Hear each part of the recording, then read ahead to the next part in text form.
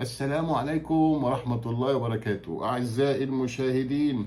الحلقة رقم 14 من مصر وتاريخها في كأس الأمم الأفريقية. دي الحلقة رقم 14. يلا صحصحوا معانا كده وتفاعلوا وجاوبوا على السؤال، بس لازم تشتركوا في القناة وتجاوبوا على السؤال، وإن شاء الله تكسبوا معانا ريسيفر فول اتش دي. سؤال رقم الحلقة دلوقتي سؤال رقم 14. مين كان مدرب منتخب مصر؟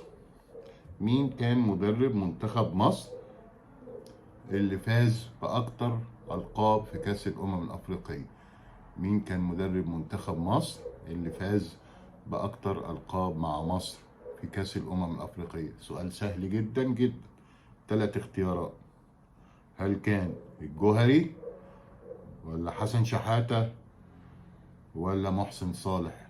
جوهري، حسن شحاتة، ولا محسن صالح؟ يلا جاوبوا، اشتركوا في القناة عشان تفوزوا بريسيفر معانا. كل سنة وانتم طيبين، شكرا لحسن المتابعة، ونشوفكم في الحلقة الجاية ان شاء الله. ميرسي.